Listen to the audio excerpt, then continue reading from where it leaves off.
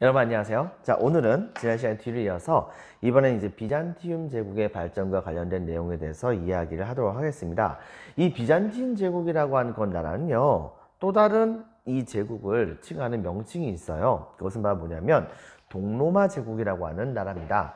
여러분들 알다시피 로마 제국이라고 한 나라는 나중에 둘로 갈라지게 되죠. 하나는 서쪽, 또 하나는 동쪽. 이 중에서 서쪽에 있었던 로마 제국은 게르만족의 침략에 의해서 금방 망해버리게 됐었지만, 비잔틴 제국, 즉 동로마 제국의 경우에는 이 서로마 제국이 멸망한 다음에도 무려 한 1000년 동안이나 바로 이제 나라를 계속해서 유지해 나가는 모습을 보여주게 됩니다. 바로 그 비결이 무엇이었었는지에 대해서 우리가 한번 살펴볼 필요가 있다고 생각이 되어집니다. 자, 지금부터 이런 내용에 대해서 살펴보는 건 시간을 갖도록 하겠습니다. 비잔틴 제국의 성장과 관련된 내용을 보면 다음과 같이 이야기를 할 수가 있겠네요. 먼저 첫 번째, 전성기에서는요, 바로 이 비잔틴 제국의 최대의 전성기를 구가했었던 사람이 바로 이 유스티니아누스 대제라고 하는 사람입니다. 이 유스티니아누스 대제의 경우에는요, 약간 좀 한 가지 이야기가 있었어요. 처음에 이 유스티니아누스 대제가 황제 자리에 올라갔을 때 이때 당시에 국가를 좀 이제 강하게 만들려고 세금 같은 것을 좀 더 많이 걷고 하는 모습이 실제로 있었대요. 근데 문제는 이 세상에서 세금을 많이 내고 싶은 사람이 몇 명이나 있겠습니까? 이러다 보니까 민중도 이때 당시에 들고 일어나가지고서 심지어는 궁궐까지 쳐들어가는 사태가 벌어지게 됩니다. 근데 이런 사태는 사실 로마 제국의 역사상 되게 많이 있기도 했었는데요. 이랬을 경우에는 굉장히 많은 그런 로마 제국의 황제들이 도망을 가거나 아니면 민중의 손에 맞아서 죽거나 이런 경우도 진짜 많이 있기도 했었어요. 자, 그런데 이때 당시에 유스티니아누스는 그 얘기를 듣게 되자 어쩔 수 없이 뭐 챙길 거 챙겨가지고서 도망가려고 했었대요. 자, 그런데 이때 당시에 테오도라라고 하는 아내는 당시에 이 유스티니아누스 대제에게 이렇게 얘기했답니다. 이 세상에서 죽은 사람이 입는 옷을 보통 수의라고 얘기를 하거든요. 수의. 근데 이때 당시에 이 테오도라는 세상에서 가장 좋은 수의는 황제의 예복입니다 라고 얘기를 했답니다. 즉 당신이 지금 현재 맞아 죽는 한이 있다고 하더라도 황제의 자리를 버리고서 도망가지 마세요 라고 하는 의미였던 거죠. 이래가지고서 이 유스티니아누스 대제는 여기에 힘을 얻어가지고서 군대에게 명령을 내려서 이때 당시에 이 궁궐까지 침입을 했었던 이때 당시에 그 민중 봉기를 전부 다 진압을 해 나가는 모습을 보여주게 됩니다. 그렇게 해가지고서 이때 당시에 바로 이 황제의 권위에 도전할 상대들을 사실상 거의 다 제압을 한 상태에서 이 황제는 당시에 이 옛날 로마 제국의 영광을 다시 한 번 더 세울 그런 생각을 갖게 되었다 볼 수 있겠죠. 자, 당시에 이 로마 제국은 이미 멸망을 한 상황입니다. 기본적으로 봤을 때 이 동로마 제국은 이탈리아 반도 쪽은 서로마 쪽이니까요, 바로 그리스 지역과 그 다음에 이쪽에 있었던 이집트 지역을 제외한 나머지 옛날 로마 지역들은 전부 다 동로마의 영역에서 떠난 곳이라 볼 수 있었어요. 자, 이랬었는데 당시에 이 동로마 제국은 당시에 이쪽에 있는 그리스 지역과 여기 볼록 튀어나온 이쪽 있죠. 지금 현재 터키의 대부분의 영토에 해당되는 이 지역과 그 다음에 이쪽에 있던 시리아 지역, 그리고 이쪽에 있었던 이 이집트 지역, 이 지역들이 전부 다 동로마 제국의 영역에 있었다고 볼 수가 있습니다. 자, 그랬었는데 바로 나름대로 개혁을 열심히 해가지고서 국가를 제대로 통치해 나가는 모습을 보여주면서 국력을 쌓은 다음에 바로 일정 정도에 해당하는 국력이 어느 정도 쌓여지게 되자 바로 옛날 로마 제국의 영광을 다시 한 번 더 되찾기 위해서 멸망했었던 서로마 제국의 영역을 열심히 되찾아 나가는 모습을 보여주게 됩니다. 그래서 계속해서 공격을 해서 결과적으로는 빼앗겼었던 이때 당시에 이탈리아 반도까지 어느 정도 먹어버려요. 영역을 확장을 해나가고 그 다음에 더 계속해서 영역을 확장해 나가서 당시에 이쪽 근처까지도 나름대로 영역을 확장해 나갑니다. 그리고 또한 이쪽 안쪽에서도 이렇게 영역을 장악을 해서 바로 옛날 로마 제국의 영역이었었던 연안 지방에 해당되는 거의 대부분의 지역들을 바로 이 동로마 제국이 완벽하게 거의 다 장악을 해 나가는 모습을 보여주게 됩니다. 이렇게 됨으로써 나름대로 옛날 로마 제국의 영광을 다시 한번 재현했다고도 볼 수 있죠. 자, 그 다음에 또 한 가지는 바로 뭘 했었었냐면 바로 이제 넓어진 영토를 제대로 통치하기 위해서는 거기서 살고 있는 그런 많은 사람들을 공정하게 통치할 수 있는 바로 법이 만들어져야 될 거 아니에요. 혹시 여러분 기억날까요? 바로 옛날 로마 시대 때에 최초로 만들어졌었던 시민들을 위한 법이 뭐였었죠? 어렵게 생각하지 마세요. 바로 시민법이죠. 이 시민법, 이것이 첫 번째 만들어졌던 이 로마 역사상 최초의 상문법을 뭐라고 합니까? 바로 12표법, 즉 시민법의 발달에 따라서 이때 당시에 최초의 시민법이 바로 이 12표법이었던 거죠. 근데 이것이 시간이 흘러가면서 호텐시우스법과 같은 건 법을 통해 가지고서 점차 그 법이 되게 많이 발달해 나가는 모습을 보여주게 됩니다. 자, 그렇게 되고 그런 법은 이때 당시에 이탈리아 지역을 다 통일했었던 로마인들 전역의 모든 사람들에게 전부 다 공통적으로 적용되었던 것은 사실이긴 하지만 로마 제국이 세계 제국이 된 다음부터는 바로 로마의 시민은 아니지만 로마의 통치를 받고 있던 백성들에게 따로 시행해야 되는 법을 시행을 했었어야 됐고, 그것이 바로 우리가 알고 있는 만민법이라고 하는 것을 여러분들이 기억을 해줘야 됩니다. 그런데 바로 이렇게 법을 많이 만들다 보니까 나중에 가서는 이 로마 사람들은 법을 공정하게 만들고 집행하는 것에 굉장히 노력을 기울이다 보니까는 법을 만들 때는 기본적으로 이런 형태의 원칙을 갖춰야 한다라고 하는 것을 이제 내세웠었던, 법은 아닌데 기본적으로 법을 만드는 일종의 원칙에 해당하는 그런 기준을 이때 당시에 만들었다 볼 수 있겠죠. 그 기준을 뭐라고 하는지 기억날까요? 여러분들 제일 중요한 것은 이게 시험법입니다. 기억해 줘야 돼요. 바로 자연법이라고 했었죠. 그리고 바로 이런 자연법까지 발달했었던 모든 로마 시대 때의 법들을 다시 한번 로마 제국의 부흥을 꿈꿨던 유스티니아누스 제자가 한 단계 발전시켜서 완전하게 집대성을 해버립니다. 바로 그렇게 해서 집대성되었었던 법전이 바로 이 유스티니아누스 법전이라고 하는 거예요.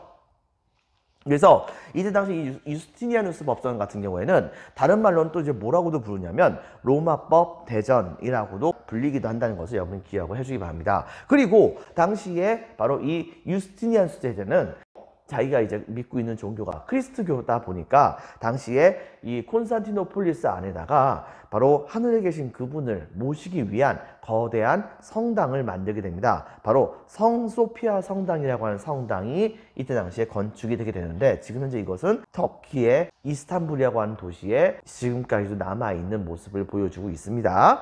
바로 이러한 성소피아 성당을 만들고서는 이게 너무나도 화려하고 아름답다 보니까 나중에 이때 당시에 이 유스티니아누스 제자는 바로 이런 말을 외쳐요. 솔로몬이여, 나는 그대를 뛰어넘었다 라고요.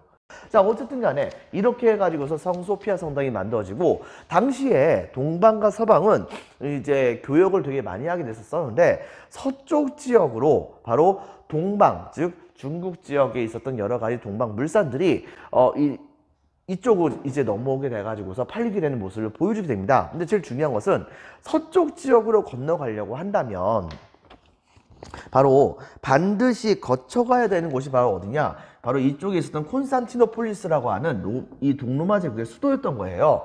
이 비단길이 당시에 여기를 지나갈 수밖에 없다 보니까 거의 대부분의 바로 동방의 물산들은 콘스탄티노폴리스를 지나가게 되면서 자연스럽게 콘스탄티노폴리스는 자기 지역을 지나가고 있었던 동방의 물산에다가 자신들의 이익을 더해가지고서 통과를 시키는 모습을 보여주게 됩니다. 그러다 보니까는 자연스럽게 이 콘스탄티노폴리스는 전 세계에서 가장 무역이 많이 이루어지는 곳이기도 했었고, 콘스탄티노폴리스 자체에서 얻게 되는 그런 수익이 비잔틴 제국의 재정에 엄청나게 도움이 많이 되었다고 우리가 볼 수가 있는 것입니다. 자, 그런 측면 여러분 같이 기억해 주기 바랍니다. 그래서 콘스탄티노폴리스가 동서무역의 중심지여서 발달하게 되었다라고 얘기를 하죠. 그렇다고 하면 이렇게 발달했었던 비잔틴 제국의 바로 구조에 대해서 우리가 한번 살펴볼 필요가 있겠네요. 이때 당시에 이 비잔틴 제국의 경우에는 기본적으로 황제가 정치와 군사와 종교적인 모든 권한을 다 장악을 합니다. 여러분들, 그렇다면 여기서 한 가지 우리가 생각을 해볼 것이 있어요. 즉, 비잔틴 제국에는 종교적인 권한이라고 하는 것까지도 황제가 갖는다? 그렇다고 한다면 교황이라고 하는 것이 존재하지 않겠는가? 이렇게 얘기할 수 있는데, 교황 존재하지 않습니다. 즉, 교황 이퀄 황제였던 거예요. 즉, 사실 먼 옛날 로마 시대 때에 그리스도교가 공인이 된 다음부터는 이 로마의 황제는 바로 그리스도교의 최고 수장이 되기도 했었습니다. 때문에 황제가 곧 교황을 겸임하는 모습을 보여줬던 것이죠. 자, 그런데 다만 여러분이 알다시피 서로마 지역 같은 경우에는 로마 제국이 망했잖아요. 그러다 보니까는 당시에 이 서로마 지역에 있었던 교회들은 그렇다고 한다면 우리는 누굴 따를 것인가를 가지고서 되게 고민이 많았다고 합니다. 그런데 여러분 혹시 그건 아는지 모르겠는데 예수의 12제자들 중에서 바로 첫 번째 제자 볼 수 있었던 베드로라고 하는 그런 제자가 있었어요. 이 베드로라는 제자가 바로 그리스도교를 전파를 하다가 로마에서 역십자가 모양의 형태로 해가지고서 순교하는 모습을 보여주기도 했었거든요. 바로 그 베드로를 시작으로 해가지고서 그리스도교를 믿고 있던 모든 지역의 모든 도시의 바로 주교들 중에서 신부님 바로 위에 있는 성직자를 보통 우리는 주교라고 얘기하죠. 이 모든 도시의 주교들 중에서 바로 로마의 주교가 다른 지역에 있는 주교들보다 한 단계 높다고 생각을 했었어요. 자, 그렇기 때문에 성직자들은 로마의 성직자를 중심으로 해서 많이 뭉치는 모습을 보여주게 됩니다. 그렇게 되는 과정 중에서 자연스럽게 바로 이 로마의 성직자가 전체 그리스도교의 그런 수장을 갖게 되게 되면서 자연스럽게 그 사람이 바로 교황이라고 하는 자리까지 그 권위가 올라가게 되면서 교황이라고 하는 자리까지 올라가게 되었다는 것을 여러분들 기억을 해주기 바랍니다. 하지만 이전 시기 때는 이 교황이라고 불릴 수 있었던 이 로마의 대주교도 황제의 부하에 불과했었다는 것을 여러분 기억을 해주기 바라요.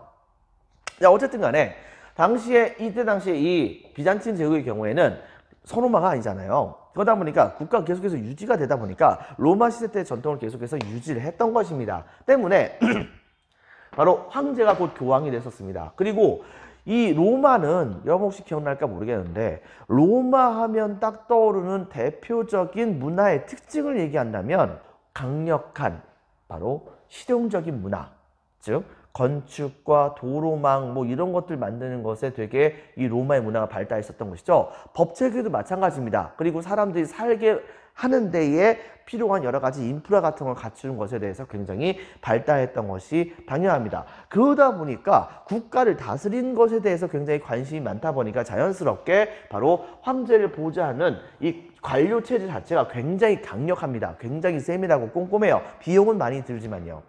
관료체제를 유지하기 위해서 비용은 많이 들긴 하지만은 바로 굉장히 강력한 그런 관료체제를 구성을 했었기 때문에 이런 구성을 했었던 이 관료체제는 황제를 정점으로 해가지고서 전 로마 지역을 아주 강력하게 통치하는 모습을 보여주게 됩니다. 바로 이런 것들이 서로마가 멸망한 후에도 1000년 동안이나 유지가 될 수 있었던 비결이라 볼 수 있는 것이겠죠. 물론 거기에는 당연히 돈이 필요합니다. 왜? 이 관료들은 이들에게 항상 월급을 줘야 되거든요. 근데 그 월급이 도대체 어디서 나올까요? 동로마 제국의 영토가 그렇게 넓었다고 하더라도 그렇다고 하더라도 이 지역의 생산성들이 이 모든 관료들에게 전부 다 월급을 제대로 줄 수 있을 정도의 양은 아니었단 말입니다. 그런데 비잔틴 제국은 한 가지 이점이 있었죠. 그것은 바로 뭐냐? 동방에서부터 들어오는 모든 물산들이 수도였던 콘스탄티노폴리스를 지나갈 수밖에 없었다고요. 거기에서 얻어지게 되는 중개무역의 이익을 가지고서 당시에 바로 이러한 강력한 관료체제에 필요했던 여러 가지 비용 같은 것을 전부 다 될 수 있는 모습을 보여줬다는 것을 우리가 찾아볼 수가 있겠습니다. 자, 이렇게 해서 국가가 계속해서 유지가 되었던 그런 시절 때쯤에 어떤 일이 터지게 됐었느냐? 드디어 동쪽과 서쪽의 교회가 분열이 되게 되는 모습이 보여지게 돼요. 바로 동서교회의 분열. 이때 당시에 철저한 원칙주의자라고 볼 수 있었던 동로마 제국의 황제는 바로 이제 레오 3세라고 하는 사람인데 이 사람이 성상숭배 금지령이라고 하는 것을 내려요. 프린트 17페이지의 자료로서 나오기도 했는데요. 이게 무슨 말이냐면 그리스도교의 10계명이라는 계명 중에서 우상을 섬기지 말라고 하는 계명이 있거든요. 근데 이제 문제는 뭐가 있었냐면 서로마 땅에 왔었던 굉장히 많은 게르만족들이 거기에 도착해서 거기에다 왕국을 세우는 과정 중에서 서로마 사람들을 만나게 될 것이고 서로마 사람들이 믿고 있었던 종교를 접하게 될 거 아니에요. 그런데 서로마 지역에 뿌리 깊게 내리고 있었던 크리스교는 바로 새롭게 들어오고 있었던 이때 당시에 이 게르만족들을 바로 크리스교로 개종시켰을 경우에는 바로 이들이 같은 크리스교인들을 같이 탄압하거나 하는 모습은 안 보일 것이라고 생각을 했었기 때문에 그들을 적극적으로 개종을 많이 시키려고 했었어요. 근데 이제 문제는 뭐가 있었냐면 얘네들이 까막눈이에요. 이 게르만족들이 까막눈이다 보니까 글자 같은 거 몰라요. 또 한 가지 말도 잘 안 통해요. 게르만족의 언어를 사용했었겠죠. 로마의 언어를 라틴어라고 하는데 라틴어는 고급스러운 언어입니다. 제대로 잘 모른단 말이에요. 이러다 보니까 이것도 저것도 제대로 먹히지 않아 가지고서 이때 당시에 이들을 제대로 개종시킬 수 있는 상황이 못 됐단 말입니다. 그런데 이때 당시에 이 게르만족들이 한눈에 뿅 가는, 그래서 크리스토교를 믿게 되는 하나의 매개체가 있었어요. 그것은 바로 무엇이냐? 바로 크리스트교의 여러 가지 상황 같은 것을 굉장히 성스럽게 만들어 놓은 뭐 그림이라든가 아니면 조각상 이런 것들을 너무나도 좋게 본 거예요. 그래가지고서 그거 보고서 아, 이런 성스러운 종교가 있습니까? 그럼 나 이런 종교 믿을래요? 이렇게 한 겁니다. 그렇기 때문에 이때 당시에 서로마 지역의 교회 쪽에서는 게르만족들을 적극적으로 개종시키기 위해서 당시에 뭐 예수의 어머니였었던 분, 이분을 이제 마리아라고 하죠. 이 마리아의 상을 굉장히 성스럽게 표현을 시킵니다. 어느 한 지역에서 예수의 어머니였었던 마리아를 숭배하는 신앙이 등장했었는데 이런 신앙을 수용을 해가지고서 그래서 마리아도 거의 성인의 반열에 올려놓는 모습을 보여주기도 했었는데 당시에 이 마리아의 모습을, 즉 아기 예수를 들고 있는 마리아의 모습, 여러분 생각해 보세요. 세상에서 가장 성스러운 그런 장면 중에 하나는 깐난쟁이의 아기를 안고 있는 엄마의 모습입니다. 근데 안고 있는 그 아기가 예수님이에요. 얼마나 성스럽겠습니까? 여러분들, 바로 그러한 모습을 보여주는 마리아의 모습을 성스럽게 보여가지고서 이제 이때 당시에 게르만족들에게 보여주거나 아니면 예수의 12사도들, 물론 십자가뿐만이 아니라 바로 예수의 12사도들을 상상 속에서 가장 자기네들이 생각했을 때 성스러운 모습으로 이것을 조각한 다음에 이 게르만족들에게 보여주면서 봐라, 이 종교는 이렇게 성스러운 종교이다. 그러니 너희들은 바로 하늘에 계신 그분의 위력에 전부 다 무릎을 꿇을지어다, 뭐 이렇게 얘기한 거예요. 이러다 보니까 이때 당시에 게르만족들, 아, 성스럽네, 저 그리스도교 믿겠습니다, 뭐 이런 경우가 진짜 많았던 거예요. 자, 이렇게 되다 보니까 즉 성스러운 상들을 굉장히 많이 만들어 가지고서 이들을 개종시키는 데 활용한 것은 맞는데 문제가 뭐가 있냐면 좀 전에도 얘기했다시피 바로 10계명 안에 있었던 우상을 숭배하지 말라고 하는 그런 계명을 어긴 것이 아니겠는가라고 이때 당시에 동로마 제국의 황제였던 네로 3세가 딴지를 건 겁니다. 왜냐하면 마리아의 모습 본 적 없잖아요. 그 다음에 베드로를 비롯해서 12명의 사도들의 모습들 한 번도 본 적이 없잖아요. 그냥 크리스교인들이 상상해서 만든 거잖아요. 아무리 성스럽게 만든 성상이라고 하더라도 그 모습이 진짜 마리아의 모습이고 그 모습이 진짜 12명의 사도들의 모습이라고 볼 수가 있겠습니까? 정확히 거의 100% 틀리잖아요. 자, 이렇게 되다 보니까 이것은 성상을 가장한 우상이 아니겠는가 라고 하는 것을 이때 당시에 동로마 제국의 황제가 주장을 하면서 바로 이 성상 숭배 금지령을 내려버린 겁니다. 당시에 서로마 제국의 중심지에 있었던 바로 이 교황의 경우에는 만약에 서로마 제국의 황제가 살아 있었다고 한다면 서로마 제국의 황제의 명령을 들으면 됐지 동로마 제국의 황제의 말을 들을 필요는 없었을 거 아니에요. 근데 서로마가 망했습니다. 그런 상태에서 유일한 적통 로마 제국이 바로 동로마 제국이다 보니까 동로마 제국의 말을 들어야 한다고 처음에는 생각을 했었어요. 그런데 비록 종교의 교리상의 문제라고 하는 건 측면에서 봤을 때는 레오 3세가 좀 더 맞을지 모르겠지만 서로마 지역에서는 이 성상을 사용하지 않으면은 게르만족들을 크리스교인들로 바꿀 수가 없어요. 크리스교인들로 게르만족들을 바꿀 수가 없게 된다고 한다면 바로 서로마 지역에 살고 있는 그리스도교 신자들은 그냥 죽음 뿐입니다. 다 죽기 마련인 거예요. 자, 그러다 보니까 이건 생존의 문제인데 현실감 없이 그런 식으로 얘기한다는 게 말이 안 된 거 아니냐, 이런 식으로 얘기하게 됐던 것이죠. 그렇게 되면서 이때 당시에 이 로마 쪽에서는 바로 이 레오 3세의 요구사항을 거부를 하게 됩니다. 그렇게 되면서 점차 그리스도교 자체가 최초의 분열을 하게 돼요. 바로 로마 카톨릭이라고 하는 지금 현재의 천주교와 그 다음에 동로마 제국 쪽에서는 그리스 정교라고 하는 지금 현재의 동방정교회라고 하는 그런 종교로 갈리게 되는 모습을 보여주게 되었다는 것을 여러분 기억을 해주기 바랍니다. 그리고 이 동방정교회는 나중에 바로 현재 우리가 알고 있는 슬라브족과 같은 러시아가 있었던 지역과 동유럽이 있었던 지역으로 전파되는 모습을 보여주게 됐다는 것을 여러분들이 기억을 해주기 바랍니다. 여러분들 지난 시간에 배웠었던 교황이 바로 카를루스 대제에게 서로마 제국의 황제의 관을 씌워주기도 했었다는 장면을 얘기하기도 했었죠. 근데 그 이유가 뭐 때문이겠습니까? 바로 교황은 이때 당시에 이 교회의 보호자로서 카를루스 대제를 선정함으로써 그럼으로써 동로마 제국 황제의 영향권에서 벗어나기 위한 노력을 했었다고 우리가 찾아볼 수 있는 것이겠죠. 바로 그런 의도도 같이 포함됐다는 것을 우리가 찾아볼 수가 있겠습니다. 하지만 여러분들, 모든 것은 다 마찬가지입니다. 달이 차면 기울듯이 국가도 최고의 전성기에 올라가게 된다고 한다면 그 순간부터 국가는 서서히 쇠퇴하기 마련인 거예요. 즉 동로마 제국도 점차 쇠퇴를 해나가는 모습을 보여주게 됩니다. 즉 당시에 신흥 종교였었던 이슬람교가 등장하게 돼요. 그러면서 동로마 제국의 많은 영토를 다 뺏어버리죠. 이쪽에 있었던 유스티니아누스가 정복했던 땅들은 유스티니아누스 대제가 죽은 다음에는 바로 거의 대부분 다시 잃어버려요. 거기다가 당시에 이쪽엔 당시에 사사왕조 페르시아가 있었었는데 지난 시간에 배웠다시피 이 아라비아 반도 쪽에서 이슬람교가 등장하게 되면서 순식간에 사사왕조 페르시아까지 멸망시켜버리고 그 다음에 이쪽에 튀어나왔던 이쪽 지역까지도 전부 다 정복을 하는 사태가 벌어지게 됩니다. 이 지역 이제 소아시아라고도 하거든요.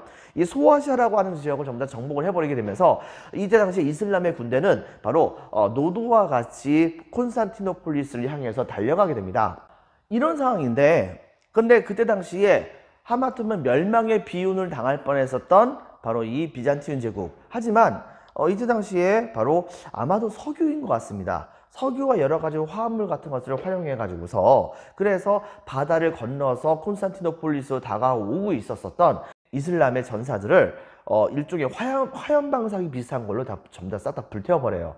이때 당시에 그 누구야? 이슬람 사람들은 이 무기를 가지고서 그리스의 불이다 뭐 이렇게 얘기하면서 되게 많이 두려워했다고 하는데요. 그 일이 있고 나선 소아시아 지역에 해당되는 이쪽 지역을 어떻게 다시 되찾습니다. 되찾게 되면서 당시에 이 비잔티움 제국은 그때 가서야 바로 그라쿠스 형제의 개혁에 대해서 깨닫게 됩니다. 즉 그라쿠스 형제의 개혁에선 로마의 군대가 약했던 가장 큰 이유 중에 하나가 바로 자영농이 몰락해서 그랬다는 것을 알았기 때문에 토지를 자영농에게 주려고 하는 정책을 펼쳤지만은 결과적으로 다 실패했었잖아요.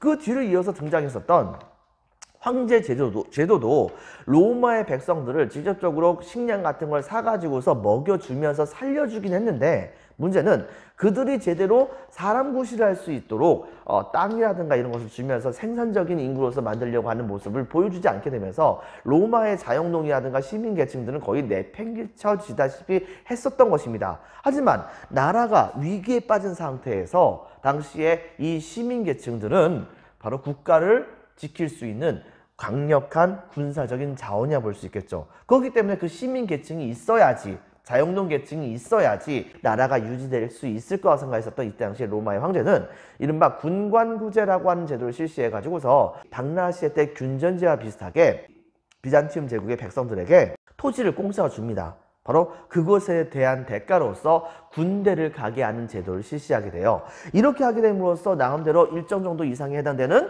바로 군력을 보유를 할 수 있었거든요. 그런데 갑작스럽게 어떤 일이 벌어졌느냐, 시간이 흘러가면 흘러갈수록 비옥한 땅들은 로마의 권력자들, 귀족과 같은 그런 사람들이 몰래 수단과 방법을 가리지 않고서 막 뺏어버리게 됩니다.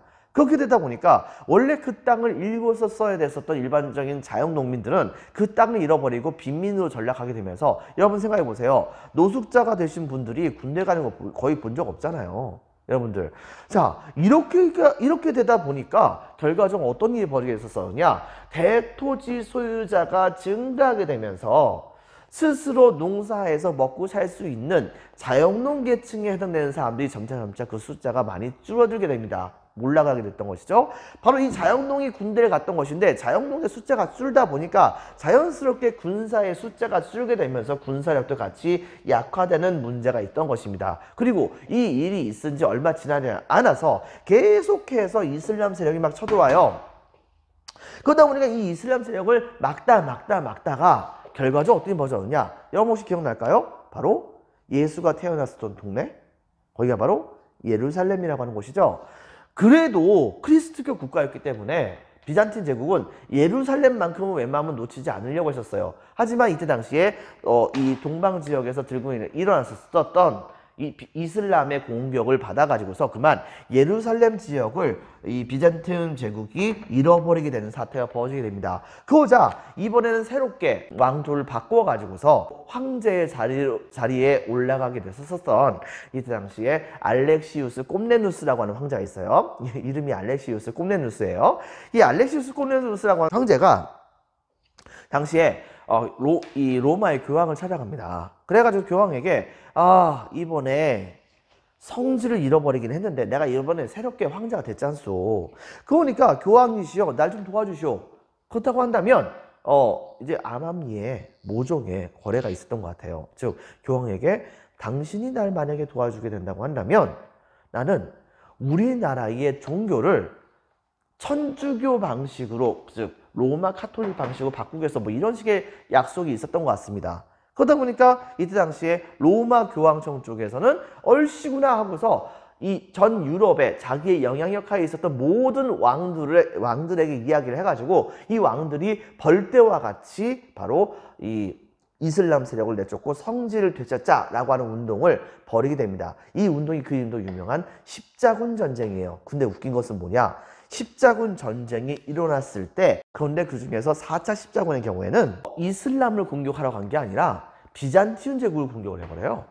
그래가지고 여기에서 그만 콘스탄티노폴리스가 얼떨결에 함락을 당하는 이상한 사태가 벌어지게 됩니다. 자, 이렇게 돼가지고서 잠깐 동안 비잔틴 제국이 망했으나 나중에 다시 복구가 되긴 합니다. 하지만 이미 수도까지 그렇게 함락을 당한 상태에서 더 이상 줄 게 뭐가 있겠습니까? 그러다 보니까 점차 힘이 약화가 되게 됐고, 나중에 말은 제국이라고 하지만 실질적으로는 영토는 딱 요거밖에 남지 않은 상태가 되었을 때에 바로 이 소아시아 지역을 장악하게 됐었던 신흥 강국, 바로 오스만 튀르크라고 하는 나라가 등장하게 되면서 이 나라가 비잔틴 제국을 공격해서 결과적으로는 비잔틴 제국은 1000년에 걸친 역사를 마무리하고서 역사 속에서 사라지게 됩니다. 이런 측면 여러분들 아직 기억을 해주기 바랍니다.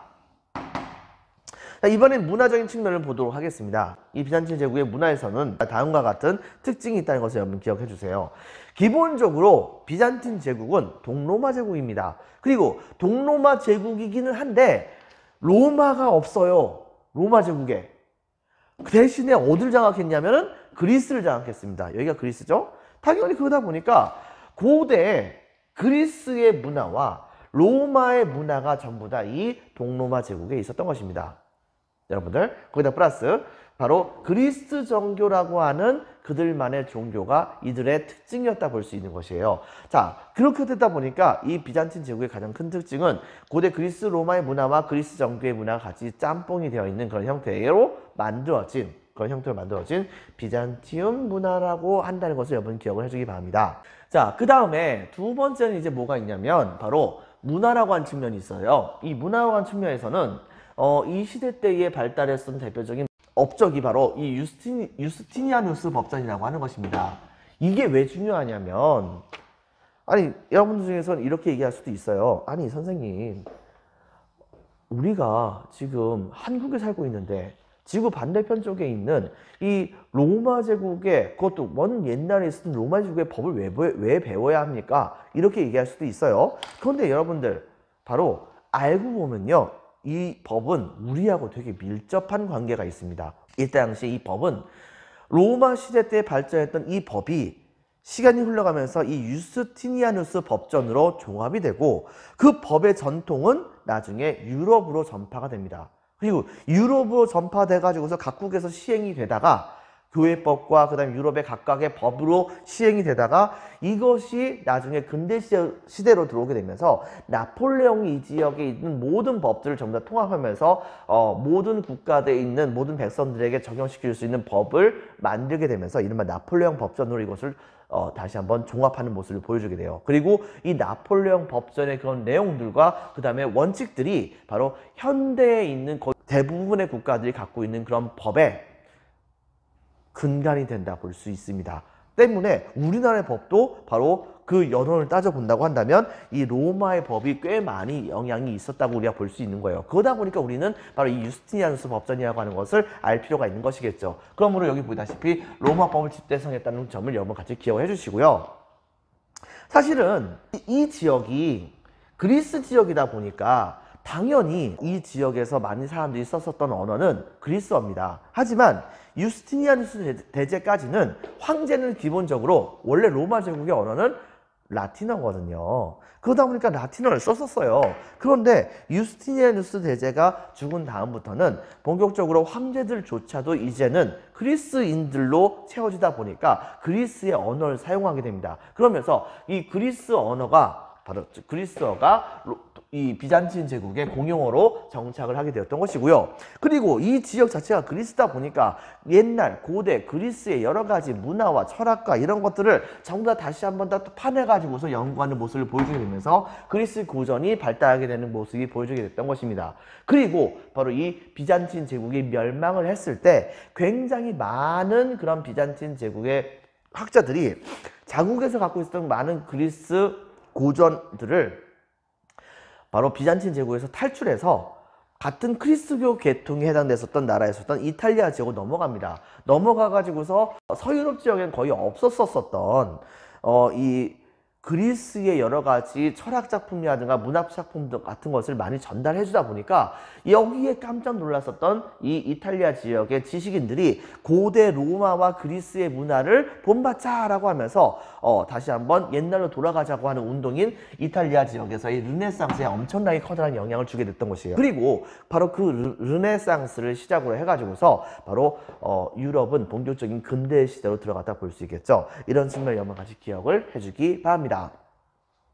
자, 건축적인 측면에서는요, 먼저 거대한 돔이라고 하는 것이 사용됐었어요. 그리고 그 내부에선 화려한 모자이크 벽화가 있게 됩니다. 이런 형태를 바로 이제 우리는 비잔티움 양식이라고 얘기를 하고, 이런 비잔티움 양식의 대표적인 건물이 바로 좀 전에 선생님이 얘기했었던 성소피아 성당이거든요. 이 성소피아 성당 한번 찾아볼까요? 여러분들 프린트 17페이지에 나와 있는 그 성소피아 성당을 한번 보세요. 교과서 77페이지에 나와 있기도 합니다. 딱 봤을 때 돔은 위쪽에 둥그스름하게 덮여져 있는 지붕을 말하는 건데, 그 지붕 무거울까요? 가벼울까요? 여러분들 그 지붕은 크기만 봐도 굉장히 무거울 겁니다. 여러분들 생각해 보세요. 그렇게 무거운 지붕을 지탱을 하려고 한다면 벽의 두께가 두꺼워야 될까요? 얇아도 될까요? 당연히 굉장히 두꺼워야겠죠. 그렇죠? 자, 여러분 또 한 번 더 생각을 해보세요. 벽의 두께가 굉장히 두껍다 보니까 당연히 창문을 내려고 한다면 이것이 쉬울까요? 어려울까요? 당연히 창문을 내는 것은 되게 어려울 것입니다. 그러므로 이 비잔틴 제국의 이 비잔티움 양식에 입각한 바로 이 성당은 사실은 창문들이 생각보다 그렇게 아주 많이 있는 것은 아닙니다. 여러분들 창문들이 그렇게 많이 있지 않다 보니까 내부가 완전히 어두운 건 아니지만 그래도 상대적으로 좀 많이 어두운 편에 해당이 돼요. 하지만 이게 또 성당이잖아요. 그러다 보니까 하늘에 계신 그분의 영광을 성당 안에서 구현을 해 보이는 모습을 좀 보여야 할 거 아닙니까? 좀 더 화려하게 만들어야 할 거 아니에요. 이렇게 되다 보니까 당시에 그 벽화로 굉장히 많은 종류에 대한 그림들을 화려한 형태로 이 그림을 조각조각 붙였습니다. 이게 바로 모자이크인 거죠, 여러분들. 그래서 여기 보다시피 화려한 모자이크 벽화가 이때 당시에 등장을 하게 되었던 것입니다. 이게 바로 성 소피아 성당이었다라고 하는 것을 여러분 같이 기억을 해주기 바랍니다. 결과적으로 이때 당시에 이 영향은 나중에는 이 비잔티움 제국의 문화들이 바로 동유럽 지역에 있었던, 그리고 러시아 지역에 있었던 슬라브족에게 넘어가게 되면서 당시의 동유럽 문화권에 엄청나게 영향을 끼치게 되었다는 것을 여러분들이 기억을 해주기 바라요. 그리고 6번 동유럽 문화의 형성과 관련돼서는 다음과 같이 이야기를 할 수가 있을 것 같습니다. 사실 여러분들 보다시피 비잔틴 제국은 굉장히 외로운 나라예요. 왜냐? 동양과 서양이 겹치는 이 지역에 위치하다 보니까 사방이 적이에요. 그리고 비잔틴 제국은 부자잖아요. 그러다 보니까 사방에서 비잔틴 제국을 전부 다 뜯어 먹으려고 하셨어요. 남쪽에서는 이슬람 쳐들어오죠. 서쪽 지역에서는 신성 로마 제국 뭐 이런 나라들이 막 공격하러 옵니다. 자, 이러다 보니까 이들에게 맨날 치여서 사는 모습을 보여주고 있었는데 이때 당시에 어떤 일이 벌어졌냐면 바로 이쪽 지역에 예전에 선생님이 설명한 적이 있었죠. 바이킹, 바로 이 노르만족들이 돌아다녔던 곳이 진짜 많거든요. 근데 이들 중에서 일부는 바다만 간 것이 아니고 육지 쪽으로 가가지고서 육지 쪽에서 이 지역 근처에서 살고 있었던 바로 이 슬라브족과 같이 연합을 합니다. 그래가지고서 여기 나라 하나를 만들어요. 그 나라 이름이 뭐냐면 키예프 공국이라고 하는 것입니다. 아니, 정확히 얘기한다고 한다면 키예프 공국이라고 하는 나라가 대빵이 되는 거고, 그 밑으로 여러 개의 슬라브족의 국가들이 많이 만들어졌다고 해요. 자, 그런데 이 키예프 공국이 아직까지 종교를 정하지 않은 상황입니다. 그런 상황에서 영역을 굉장히 확대해 나가가지고서 비잔틴의 군대를 물리치고서 비잔틴 제국의 영역을 자꾸만 잠식하는 모습이 보여져요. 비잔틴 제국은 좀 난리가 났죠. 결과적으로는 남쪽에는 이슬람, 자, 동북 쪽에는 바로 슬라브족, 그 다음에 서쪽에는 바로 유럽, 이렇게 등장하게 되면서 이때 당시에 비잔틴 제국은 사방에 적이 돼가지고서 외로운 지경에 빠진 거잖아요. 그런데 슬라브족의 키예프 공국은 종교를 갖고 싶었습니다. 당시에 가장 유명한 종교가 뭐가 있는가 한번 알고 싶었던 거예요. 그래가지고서 사방팔방에다가 사절을 보내가지고서 자기네들이 얻고 싶은 종교가 무엇인지를 고르려고 했었어요. 남쪽이 이슬람 쪽에도 보냈고, 그 다음에 서쪽 지역에 있는 로마 카톨릭 쪽에도 보냈어요. 근데 남쪽에는 슬라브족이 딱 봤을 때 정말 재미가 없어요. 왜냐면 이슬람교는 술이 금지거든요. 근데 여러분들, 지금도 여러분들 알다시피 우리나라도 전 세계에서 술 많이 먹는 민족으로 유명하기도 하지만 전 세계에서 또 술 많이 먹는 나라로서 인정되는 대표적인 나라가 바로 어디냐면 러시아입니다. 여러분들. 근데 이들에게 술 먹지 말래요. 이거는 인생의 즐거움을 버리자는 얘기겠죠. 자, 이렇기 때문에 이슬람은 퇴짜, 그 다음에 이쪽에 있었던 천주교와 그 다음에 그리스 정교, 이 둘 중에서 그럼 어느 쪽을 우리들의 종교를 삼을까 딱 봤더니, 아니, 이놈의 서유럽에 있었던 그런 천주교 같은 경우에는 생각보다는 그다지 그렇게 아주 고급져 보이지는 않았던 거예요.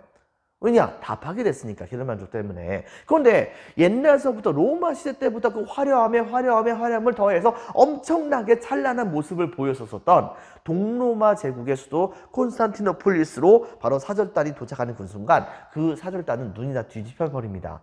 너무 아름답거든요. 그래가지고서 이때 당시에 사절단들이 아주 적극적으로 이때 당시에 아마 블라디미르 1세라고 하던가 그럴 겁니다. 바로 이 키예프 공국의 왕에게 국가의 종교를 그리스 정교로 바꾸자고 얘기를 합니다. 그래가지고서 이때 당시에 바로 이 키예프 공국이 그리스 정교로 바로 종교를 바꾸게 돼요.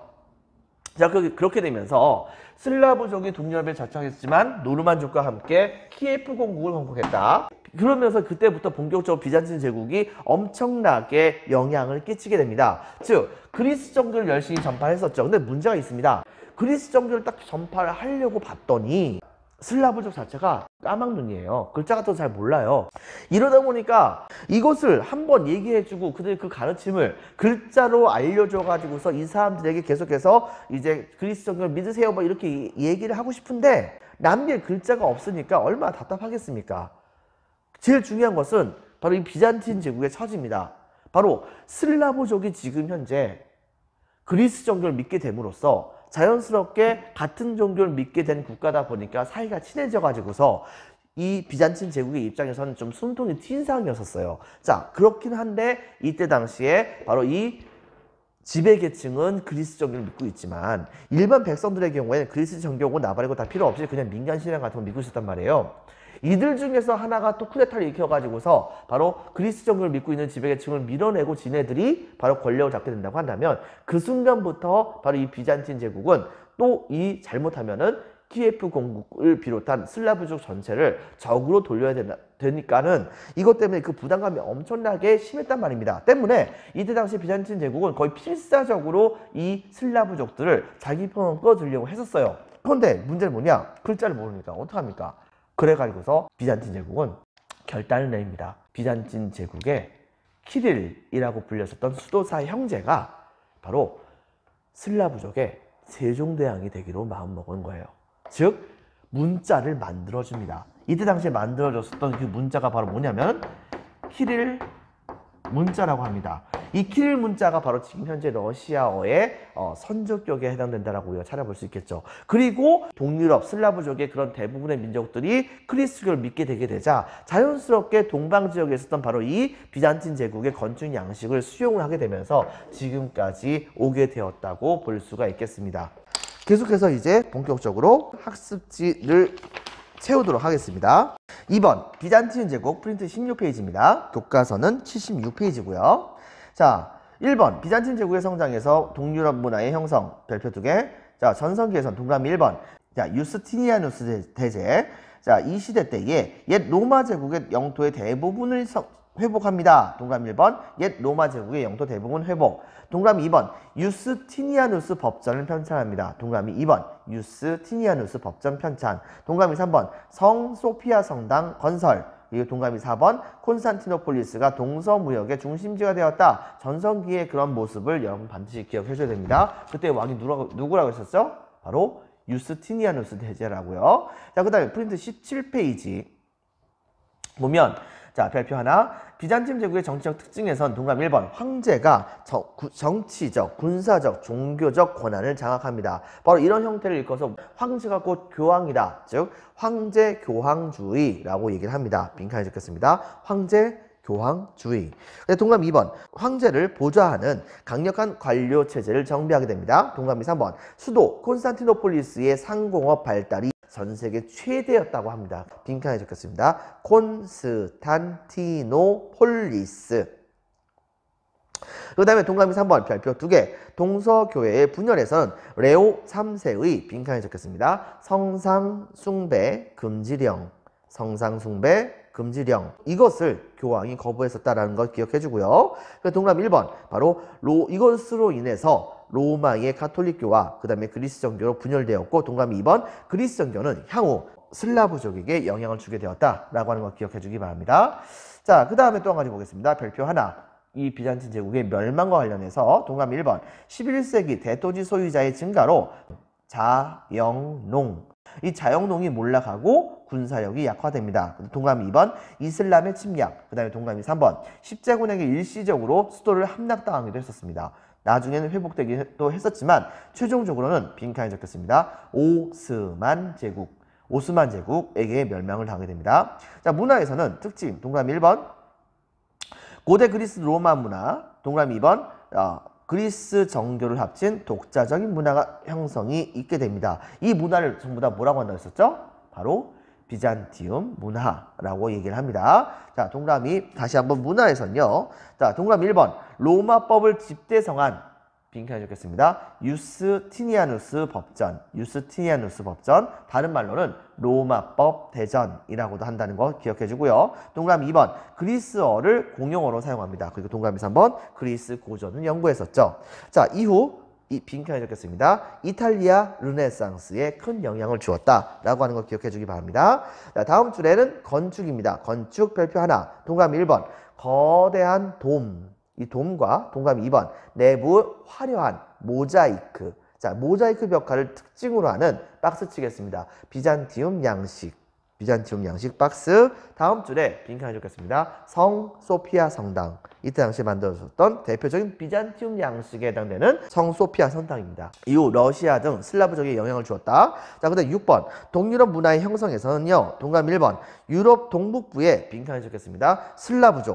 슬라브족이 동유럽 지역에 정착을 하게 됩니다. 거기까지 밑줄. 동그라미 2번. 슬라브족과 노르만족이 키예프 공국을 건국하게 되었다는 것을 기억을 해주기 바라고요. 그 다음에 또 한 가지 동그라미 3번. 비잔티움 제국의 영향으로 빈칸을 읽겠습니다. 그리스 정교를 동유럽 지역과 슬라브족들이 수용을 했고 문자도 만듭니다. 무슨 문자라고 했었죠? 바로 키릴 문자. 오른쪽에 보면 압니다.